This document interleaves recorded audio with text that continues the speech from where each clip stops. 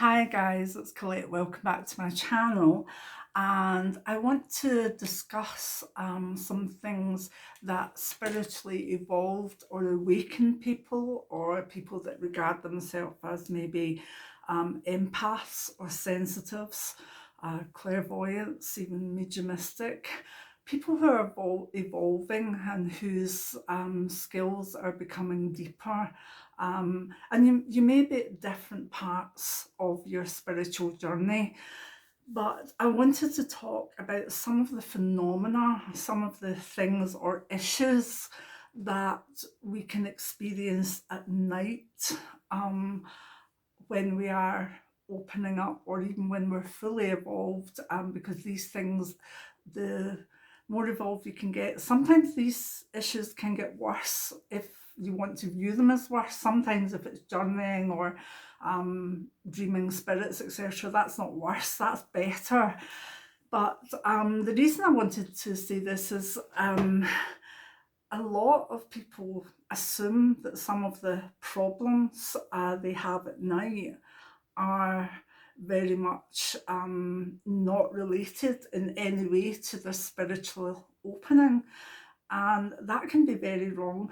Okay, if you've got big symptoms of, maybe nightmares, sweats, palpitations, stuff like that, always get checked by your doctor. I'm not saying that everybody who has these things actually is opening up. They may just be going through a change in patterns in their life. But if there is a spiritual element to your life and you're open to becoming more open, then these things that happen at night, just as you're about to go into sleep or when you're sleeping, um, I want to let you know these things, because then you can maybe go, oh right, is that what that is? And so these are basically, I think it's 11 points, so I'll not go too much in depth into any of them.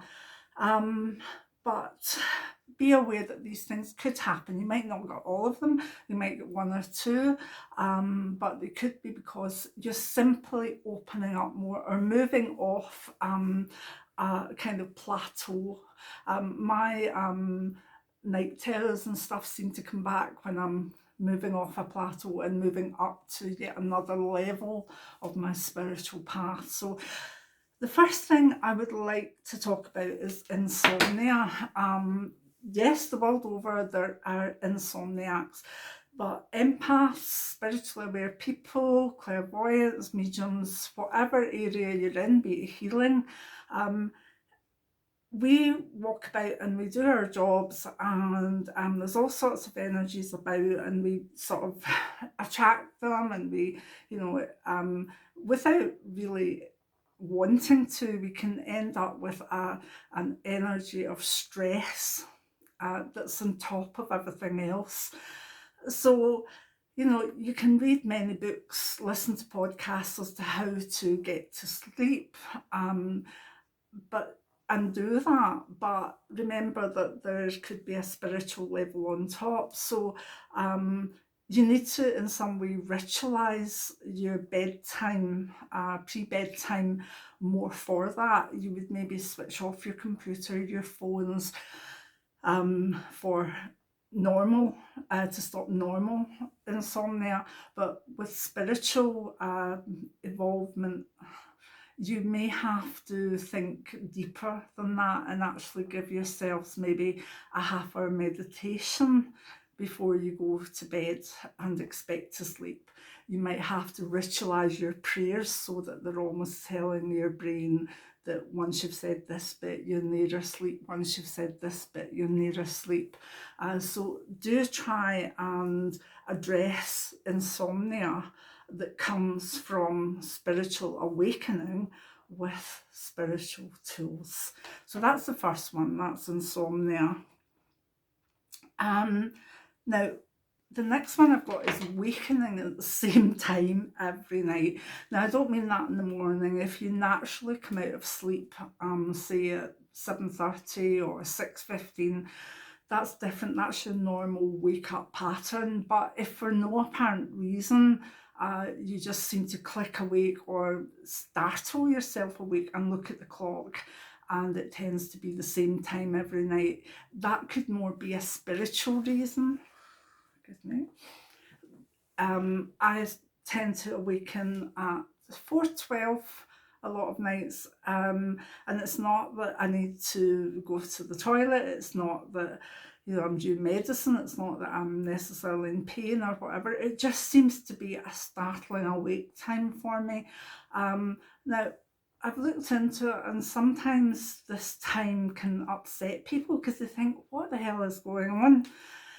But it could be the time you died at in a past life. It could be the time that someone else died at in a past life.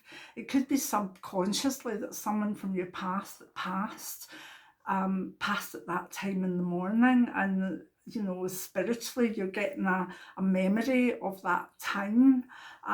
So look into if it's an unusual time, and it's not, at your normal wake up time. If it's a time where you should be very asleep, please try and think as to what is this time and what it's about. Okay, so waking up at the same time every night.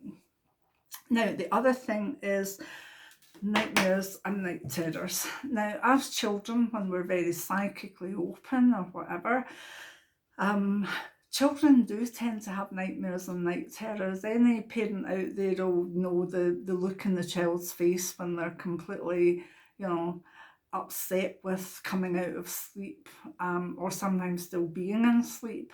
And as we sort of dampen down that and become teenagers and more into our 20s, the night terrors, etc., can calm down a bit, and nightmares only to open back up if we're undergoing a spiritual awakening.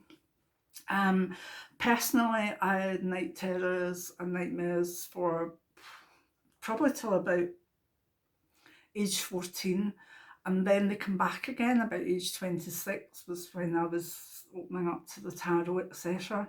Then they went away again, but my 50s, I'm 60 now, but my 50s, my early to mid 50s, they all come back again. But the intensity of them is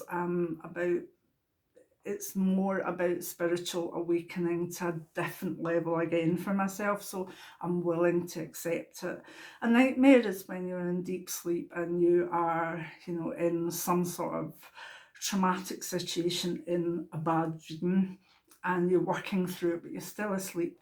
Night terrors tend to be at a slightly different time of the night, or the intensity is worse. And it tends to waken us up, and that's when we're sitting up in bed sweating and like, oh my goodness. I think if my husband, my darling husband, had £1 for every night terror he sat with me, you're all right, he would be a very rich man by now. And I do accept them as part of my spiritual further awakening. Every time I am I know in myself I'm going to see more things clearly or move to a different level of knowledge and understanding, the night terrors are there. So, what can you do about them? What can you do about them? I used to tell my younger daughter when she was a child, she had them all the time, don't worry about it, you'll be fine, you'll grow out of them. And then because I was nuffies at that point, that I kind of grown out of them, and then they come back, and now I'm just like, well, we have to accept them, we have to accept it's something that happens, and make sure that you try and note down what was in the bad dream or the night terror, so that you can work with it when you're more awake. So I don't think it can necessarily stop the dreams and night terrors that are spiritually orientated. Yeah, if they're just mad stuff because you ate a big toasted cheese sandwich before you went to bed, that's different. But there is a difference, and the ones that are coming from your own awakening or opening up, you just have to learn from them, put it that way. And I know a lot of you won't like me saying that, but it is what it is. Right, another one, just before you're falling asleep, sensing or seeing energies in the room. Freaks some people out. Lots of people, it's the time where they know they will see energies, but a lot of people get quite scared of it. Now, what I'd like to say on that, these energies are around us anyway, okay? So it's not as though you go to your bed, it gets dark, and suddenly they all come in. No, these maybe spirit people, your ancestors, people that are your own family spirits, are about you as you go about your day-to-day life, but normally we're in a different brainwave and we don't necessarily see them or hear them or sense them, simply because we're functioning on a purely practical and methodical way. Now, if you're, if you're a medium or a clairvoyant or a healer as your career, you'll know that it's different. You'll know that you do access these energies during the day simply because they're there. I mean, if you're a clairvoyant and you want to tune into people's energies, or you're mediumistic, you want to sense what's coming through for them, you can't just say, oh, I'll only read when it's dark. I mean, think of that. That's not the way the professionals work. You have to be able to open up to see these things where you are. So I know a lot of people really don't open up to the fact that these spirits are round about, these beings, elementals, whatever they are, whatever you're going to see as you're in the dark in your room, they haven't just appeared there. They would have been round about you anyway. So be aware of that, and because of that, understand them as these beings are there, and this may be your time to start to open up to them and see them.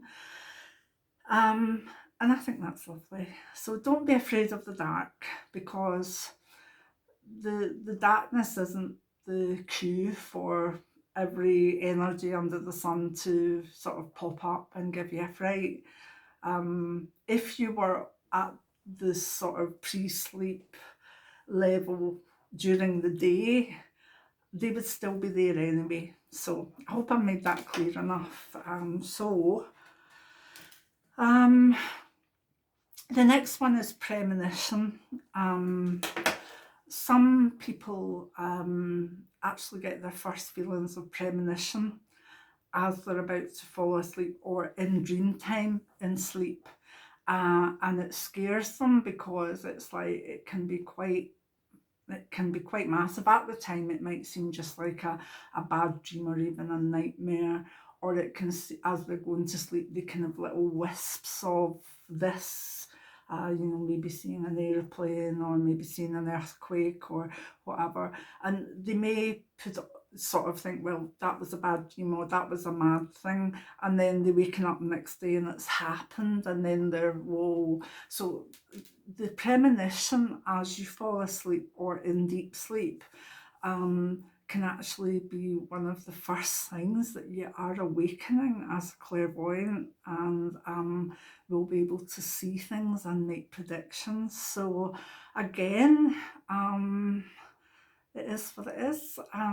Treat it as maybe a gift to show that you're opening. And again, if you can at any point, have a journal next to your bed, or even use your phone. I know a lot of people that have a section in their phone for keywords for dreams that they've had during the night. So if you haven't got paper and pen, use your phone. So that's one that can be scary, but is actually a really, really good thing. Again, there's also a feeling that isn't necessarily premonition or prediction, but it's a weird feeling of deja vu. So most nights you will go to bed in the same place, the same position, similar time, maybe in the same nightie or whatever. So you might think, oh, I've done this time and time again. Now that thought is different from actually having a feeling that you really have done this before, even though it's so familiar to you and you have done it many times before. The deja vu feeling of it's like a click. It's like suddenly you just click, and basically you're going back the way to see yourself now and bringing that information back all in a millisecond. You know, that sense of what you are here, you've already seen yourself experiencing, and you're accessing it. Deja vu kind of gets, oh, it's deja vu. Deja vu is one of the most wonderful things that you can feel. It's almost time travel in your own life. So the deja vu can be disconcerting because you can't quite pin it down. It's not that you know in your head that you've been in a similar position before, but this is a sense of knowledge that you have flicked in some way forward and then back, and then you're back again. So deja vu can be an interesting one. Now also, deja vu can lead to the next thing, which is anxiety. If you're feeling deja vu, if you're feeling in some way you might be being watched by energies, whether they be angels, whether they be family beings, whether they be elementals, whatever, and you've got that feeling that you're being watched, that brings on anxiety. Now, yes, a lot of people are very anxious before they go to bed anyway, and that is purely their mental health, and they should treat that as such. But there can be a generalised anxiety for empathetic people and for awakening people that basically is, it's there for a reason, and it comes from the state of mind they're in, and it can be horrible because it can bring on things like, you know, you've got the anxiety, and that in itself can lead to more insomnia. It can lead to tummy problems. It can lead to panic attacks even. So the best way again to avoid that would be to try and ritualize your spiritual, it's like sleep hygiene for spiritual people. Ritual meditation, whatever you do to cut down your energy. When I used to read at night, I always closed down for about 15-20 minutes afterwards. I closed everything down, and I still wouldn't be ready to go to sleep for about an hour and a half after that. So that gives you a kind of gauge of if you are actually working with your gift, that it takes a lot to close it down, and if you don't close it down, then you can feel quite anxious before you go to sleep. The next one, feeling something's lying on the bed with you. Have you ever been lying, maybe carried over, and you're the only one in bed, and all of a sudden there's a feeling of the bed being depressed, and you've no animals, and you've no partner or kids in beside you, and you turn and you look, and you're like, oh, or maybe you just keep yourself facing the wall going,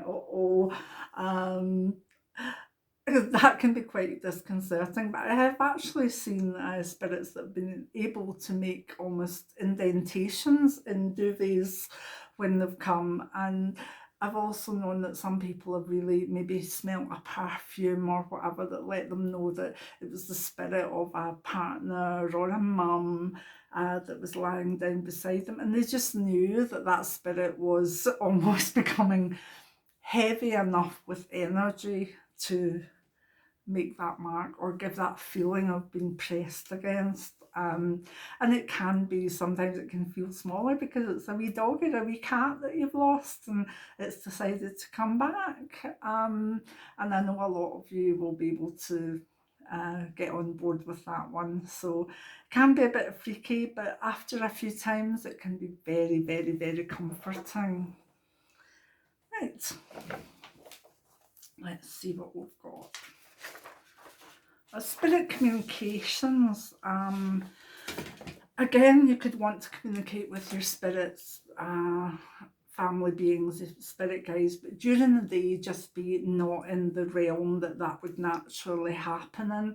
But as you're falling asleep, and even when you're in deep dream, you can access a spirit guide, and they may talk to you in a dream. They may tell you their name, they may tell you who they are, they may take you on a journey with them. You may get a dream. I had a dream, a very predictive dream years ago that's in my memoirs about my dad, and he gave me two specific things that would happen linked to a very beautiful view that we were watching.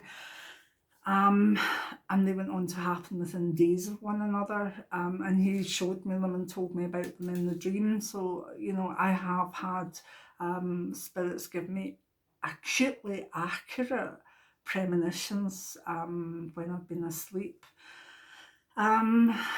Also, people have, you know, that maybe have wanted to connect, but you know, are now just starting their spiritual journey, can sometimes hear their name being called before they fall asleep and recognise the voice. So know that this is a time that can be wonderful for you actually connecting with your spirits.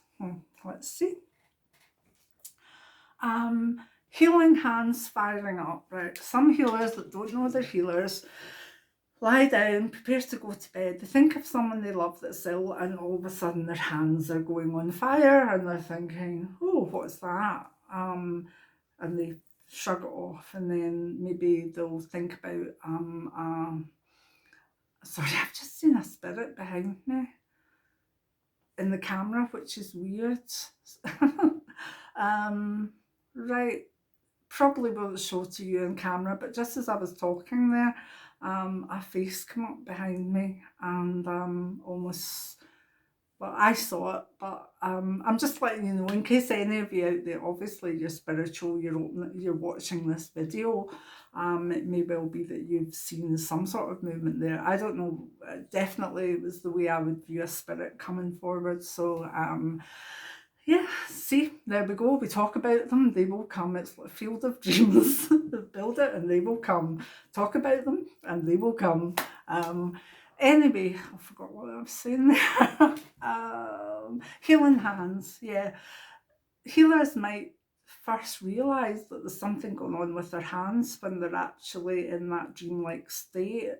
And they may actually feel their third eyes opening up as well.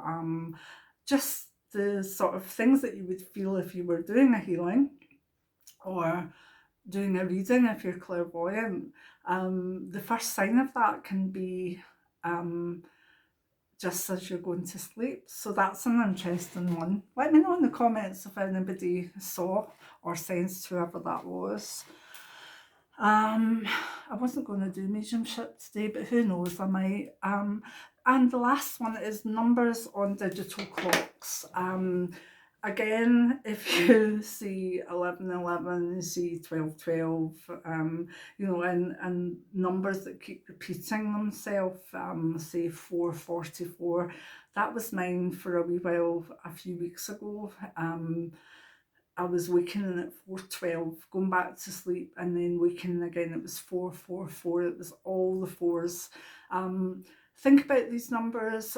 There are very many guides. It could be numerology. It could be angel numbers. It could be any sort of communication coming through double digits. So don't ignore them if they keep presenting. And I have had nights where I have wakened at 1.11. 2.22, etc., and then the 4.44, and it's like, okay. And I'm not the best at numerology, and I have a lovely chap that does angel numbers, so I normally just ask him, and he's very, very good at letting me know what it means. So anyway, let's see. Yep, so that's my 11 things that you may